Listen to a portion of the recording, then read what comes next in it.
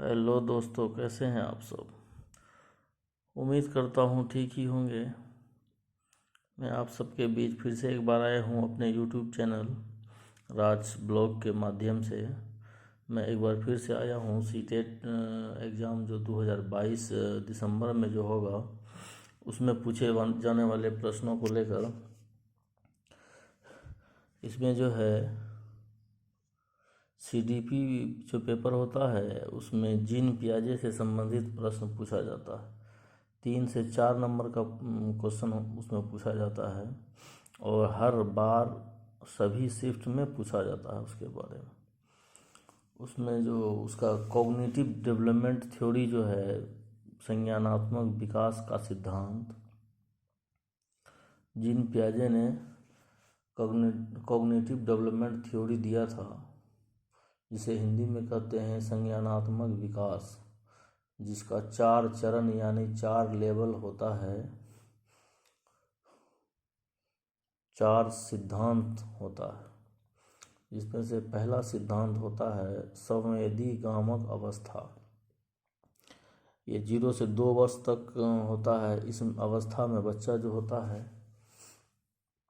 अपने ज्ञान इंद्रियों यानी अपने सेंस के थ्रू जो है, जैसे आँख कान हुआ, हाथ पैर हुआ, इसके थ्रू बच्चा सीखता है। जैसे अगर उसको भूख लगती है तो वो, चूँकि वो छोटा होता है तो बोल नहीं सकता है, तो वो रोने लगता है या हाथ पैर पटकने लगता है, जिससे उसका माँ को ये समझ में आ जाता है कि बच्चा को भूख लग गया है और उसे वो दूध पिलाने लगता है। तो ये हो गया संवेदीगामक अवस्था। इसमें बच्चा अपने ज्ञानेंद्रियों यानी अपना सेंस के द्वारा जो है कि सीखता है कोई भी चीज़ को। इसका दूसरा चरण होता है पूर्व संक्रियात्मक अवस्था।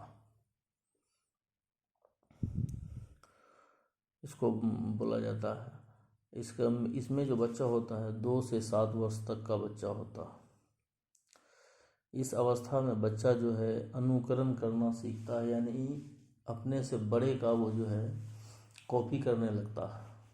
अगर कोई बच्चा 2 साल या 1.5 साल या 2 साल का है, अगर उसका कोई बड़ा भाई या बहन है जो उससे बड़ा है, 4 साल या 5 साल का है, तो वो जो भी करेगा उसको देख करके छोटा बच्चा जो है उसको देख करके ही सीखता है। जैसा जैसा वो करेगा वैसा वैसा ये भी करेगा। तो इसमें नकल करने की प्रवृत्ति होती है। जो पूर्व संक्रियात्मक अवस्था का जो बच्चा होता है 2 वर्ष से लेकर 7 वर्ष तक, इसमें बच्चा स्कूल जाना स्कूल जाने लगता है और ये नकल करके सीखता है। ये चीज़ों को देख सकता है, जैसे कोई भी चीज़ को देख सकता है, किताब है या कलम है या कप है या प्लेट है या और कोई भी चीज़ है, ये चीज़ों को देख सकता है उसके बारे में, मगर समझ नहीं सकता है कि ये जो गिलास है इसमें पानी भी पिया जाता है या दूध भी पिया जा सकता है या जूस भी पिया जा सकता है। ये चीज़ों को सिर्फ एक तरह से ही देखता है। ये गिलास है तो ये सिर्फ गिलास का ही काम करेगा, इसमें पानी ही पिया जा सकता है, इसमें ये चीज़ होती है। और मगर उससे आगे वो सोच नहीं सकता है कोई भी चीज़ के बारे में। जैसे किसी भी चीज़ का एक ही तरह का वो देखता है कि हाँ ये गिलास है तो सिर्फ ये पानी पीने का ही काम में आएगा, ये दूसरे चीज़ के बारे में और सोच नहीं सकता है। इस अवस्था को बोलता है पूर्व संक्रियात्मक अवस्था। और तीसरा नंबर पे आता है मूर्त संक्रियात्मक अवस्था, जिसमें बच्चा 7 वर्ष से लेके 11 वर्ष तक का होता है। इस अवस्था में बच्चा स्कूल जाने लगता है तथा संख्या ज्ञान को बोध हो जाता है, तथा ये इस अवस्था में जो 7 वर्ष का जो बच्चा होता है इसको संख्या वगैरह की पहचान हो जाती है। जैसे ABCD हुआ, 1 2 3 4 हुआ, ये सब का समझ हो जाता है।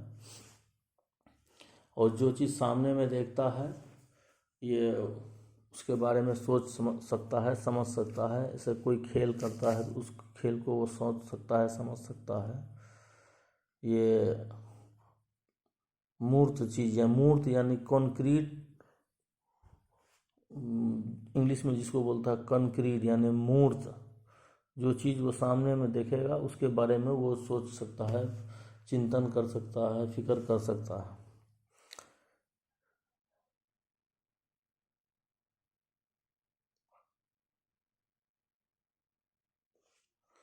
और चौथा जो होता है,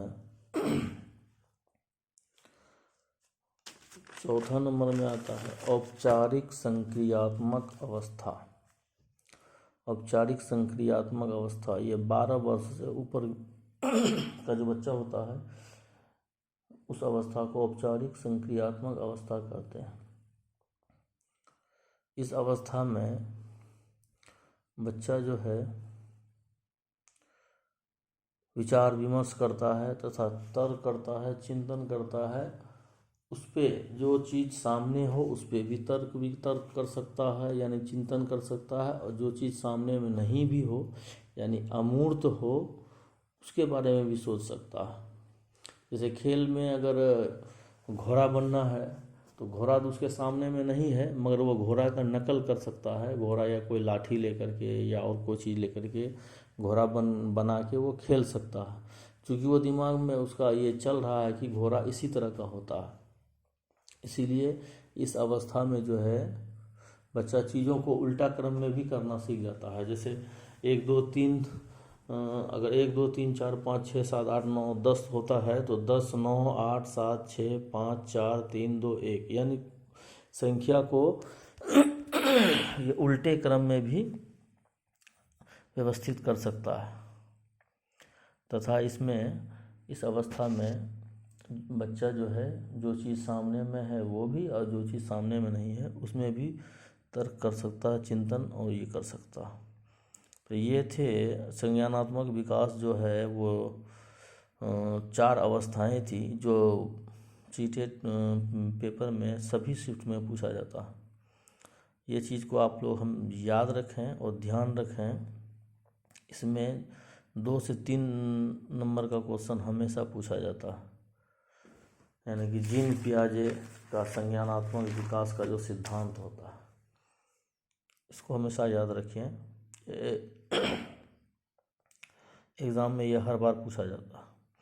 इसी के साथ ये हमारा आज का टॉपिक ख़त्म होता है।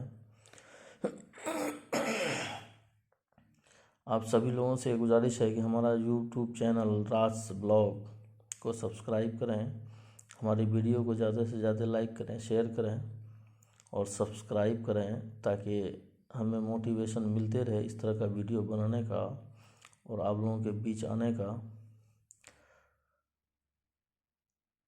इस तरह से वीडियो बनाने में और आप लोग जो देखते हैं वीडियो को लाइक शेयर और कमेंट करते हैं, इससे हमको बहुत हौसला मिलता है और इससे आगे हमको और आगे कुछ करने का हौसला मिलता है। इसी के साथ हम अपनी बात को ख़त्म करते हैं।